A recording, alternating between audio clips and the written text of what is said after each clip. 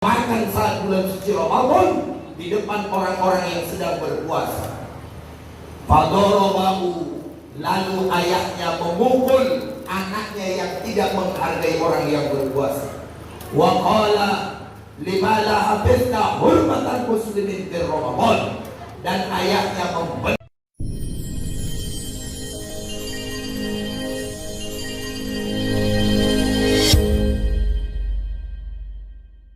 Semua sahabat dan dimanapun Anda berada, jangan lupa subscribe YouTube Azhari Wispinaldo MSI. Channelnya nanti silakan dicek di YouTube Azhari Wispinaldo. Nanti di like, share, dan jangan lupa di komen. Dan mudah-mudahan jadi barokah untuk kita semua. Terima kasih. Assalamualaikum warahmatullahi wabarakatuh. Makan saat bulan suci Ramadan di depan orang-orang yang sedang berpuasa. Fadorobahu, lalu ayahnya memukul anaknya yang tidak menghargai orang yang berpuasa. Wa qala limala hafizna hurmatan muslimin di Ramadan, dan ayahnya membentak kepada anaknya, kenapa engkau tidak hargai orang yang sedang berpuasa? Walaupun engkau bukan beragama Islam, walaupun engkau bukan menganut agama Islam, tapi kenapa engkau tidak hargai orang yang sedang berpuasa Ramadan? Bukan orang Islam, ayahnya Majusi, anaknya Majusi. Ketika bulan Ramadan, anaknya makan di depan orang yang sedang berpuasa, maka orang Majusi ini memukul anaknya. Famata fi zalikal usbu', satu minggu setelah itu, ternyata orang Majusi ini ditakdirkan meninggal dunia. Fara'ahu alimul balad bin naum wa huwa fil jannah, maka bermimpilah seorang alim ulama, seorang ulama besar yang hidup di negeri itu. Apa mimpinya? Mimpinya ayah wa huwa fil jannah, bahwa orang Majusi tadi yang memukul anaknya Allah wafatkan dan Allah masukkan ke dalam surga. Faqala, maka dia bertanya di dalam mimpinya, alasta kunta majusiyan, bukankah kamu beragama Majusi? Kenapa kamu ada di dalam surga? Saya ulang, bukankah kamu beragama Majusi? Kenapa engkau ada di dalam surga? Qala bala, dia pun menjawab, iya, walakinna lamma hadrat wafati, tapi ada satu yang istimewa. Tak kala saya mau meninggal dunia, akramani Allah bil Islam li ihtirami syahr Ramadan. Saat saya mau meninggal dunia, kata orang Majusi dalam mimpi berbicara kepada alim ulama ini, saat mau menjelang saya meninggal dunia, akramani Allah bil Islam, Allah muliakan saya dengan agama Islam, li ihtirami syahr Ramadan, karena saya muliakan bulan puasa Ramadan. Kebayang Allah muliakan, kebayang sama waktu bukan orang Islam, bukan beragama Islam, tapi saat dia memuliakan bulan Ramadan, sebelum dia meninggal dunia, Allah muliakan dia dengan berikan Islam dan Allah masukkan ke dalam surga.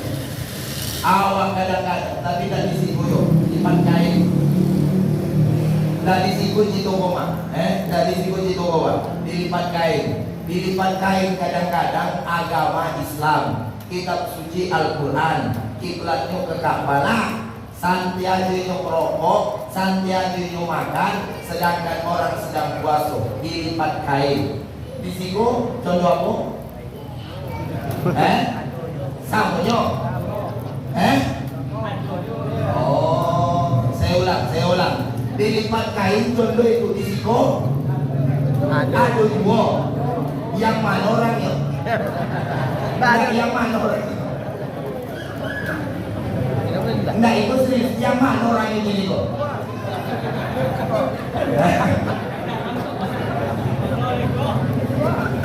Aku gini kok, ketua pemuda. Iya lah. Ayah Allah muliakan lah. Maka iku mau puasa, saran ambo, ayah, ayo awak hargai bulan Ramadan ini. Kalau orang Majusi saja menghargai bulan Ramadan, Allah berikan kemuliaan, masuk dalam Islam, dan Allah masukkan ke dalam surga. Bagaimana dengan kita yang sudah nyata-nyata Islam, yang sudah nyata-nyata punya iman, mau pula kita berpuasa di bulan Ramadan ini? Apalagi tadi ibunda kita telah membacakan ayatnya. A'udzubillahi minasyaitonirrajim. Bismillahirrahmanirrahim. Ya ayyuhalladzina amanu kutiba alaikumusiyam kama kutiba alal ladzina min qablikum la'allakum tattaqun. Wahai orang-orang yang beriman, telah diwajibkan kepada kalian berpuasa sebagaimana diwajibkan orang-orang sebelum kalian. Tujuannya apa? La'allakum tattaqun, agar kita semua ayah menjadi orang yang bertakwa. Karena aku sering menyampaikan, secantik apapun betino, kalau tidak ada iman, tidak ada takwa, lebih elok lagi sapi. Sapi walaupun tidak ada iman, tidak ada takwa, tiba ayayo, tiba ada pesta, bisa diambil dagingnya. Tapi kita kalau mohon maaf tidak ada iman, tidak ada takwa dalam diri awak, memang tidak ada arti. Karena dalam Islam yang paling tinggi bukan jabatan, yang paling tinggi bukan yang kaya, yang paling tinggi bukan yang paling banyak sawit, yang paling hebat bukan yang paling tampan dan cantik. Yang paling hebat dalam Islam, inna akramakum innallahi atqakum. Yang paling mulia di antara awak sadunya ayah adalah orang-orang yang bertakwa. Apa ciri orang yang bertakwa? Yang pertama, orang yang bertakwa sholatnya baik. Yang kedua, orang yang bertakwa sedekahnya mau. Yang ketiga, orang yang bertakwa ucapannya terjaga. Yang keempat, orang yang bertakwa auratnya tidak terbuka. Orang yang bertakwa tidak pernah menyakiti orang lain dengan sengaja. Orang yang bertakwa senantiasa menjaga akhlaknya dalam masyarakat. Orang yang bertakwa, mohon maaf lahir batin, tidak merendahkan dirinya di hadapan manusia. Orang yang bertakwa, kalau oma-oma inyo tidak pernah membuat hati lakinya merang. Ya mak, mak. Jadi orang yang bertakwa mudah memaafkan. Orang yang bertakwa pandai menahan emosi. Orang yang bertakwa sabar inyo. Sebab sifat-sifat ketakwaan kalau dimiliki oleh seseorang, walaupun dia bukan orang kaya, mulia. Contohnya siapa? Abu Hurairah. Abu Hurairah itu ayah, bukan orang kaya, bukan orang punya jabatan, tapi dikarenakan Abu Hurairah punya takwa dalam hatinya, sampai kini namanya dikenal orang. Orang yang bertakwa contohnya seperti apa? Contoh yang paling gampang, dokter dari Siko, ada namanya Syekh Burhanuddin. Betul tak? Betul tak? Siapa orang di Pokan yang tak kenal dengan Syekh Burhanuddin? Siapa orang di Rio yang tidak kenal dengan Syekh Burhanuddin? Apakah Syekh Burhanuddin memiliki jabatan yang tinggi? Tidak. Apakah Syekh Burhanuddin memiliki ladang sawit ribuan hektar? Tidak. Syekh Burhanuddin hanya punya keimanan dan ketakwaan yang beliau pelihara dalam kehidupannya sehari-hari, sehingga tak kala pun beliau telah meninggal dunia, namanya tetap dikenang orang. Ayah, dengarkan baik-baik. Lihatlah ya, dalam hidup kita ini, sekaya-kayanya orang itu jaya hanya waktu hidup. Setinggi-tingginya jabatan orang itu hanya lagi menjabat. Dulu mungkin Bang Ramadan waktu masih jadi anggota dewan, banyak yang salaman, ya kan? Banyak yang datang ke rumah, banyak yang minta tolong, ya enggak? Ini yang mau yakin dah boleh enggak? Sudah jadi anggota dewan kan? Memang contoh itu masyarakat umum. Kalau lagi awak dah itu copet manis, lagi nak menjabat dah Datang awak datanglah. Ikut niu puasa. Ini mau puasa. Apa yang harus kita lakukan? 3. Saya ulang. Apa yang kita lakukan sebelum puasa?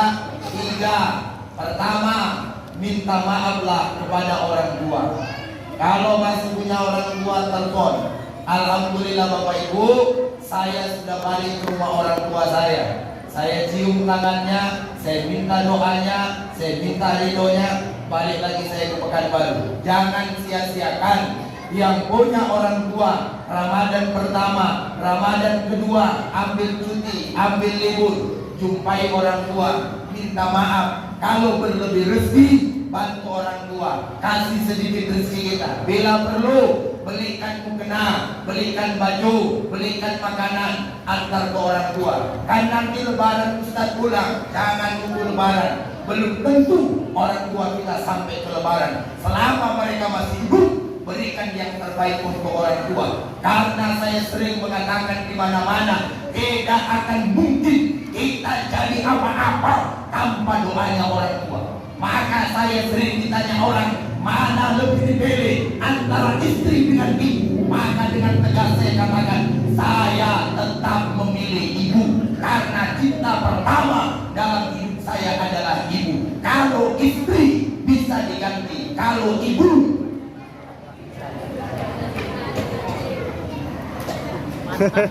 dengar Pak. Saya ulang. Kalau istri bantulah. Kalau istri bisa diganti. amat banyak namanya. Tapi kalau oma, kalau ayah, tidak bisa oma ayah diganti. Betul tak? Betul tak? Maka saya ingatkan, jangan gara-gara istri, jangan gara-gara suami kita putus hubungan dengan orang tua. Saya ulang sekali lagi, jangan gara-gara istri, jangan gara-gara suami kita putus hubungan dengan orang tua. Wasutullah bisuhil walidain. Kalau orang tua telah murka, maka tidak ada berkah dalam hidup kita. Yang kedua, menjelang bulan puasa oma ayah, awak minta maaf istri kepada suami, dan suami pun minta maaf kepada istri. Saya ulang, sebelum puasa ini seorang istri hendaklah minta maaf kepada suaminya. Oma-oma, nanti sebelum masuk waktu maghrib, panggil laki masing-masing. Setelah panggil laki, tutup muka sama jilbab. Setelah tutup, menangilah. Abang, kamu minta maaf. Nanti malamnya puasa. Kemarin tuh ambo adu ngambil peci dari kantong abang. Yang ngambil sobek, yang ngambil itu tuyul, sebenarnya nak tuyul nyumbang. Yang ngambil tuh ambo nyumbang. Ambo ini minta maaf. Nah, kalau apa-apa bilang minta maaf.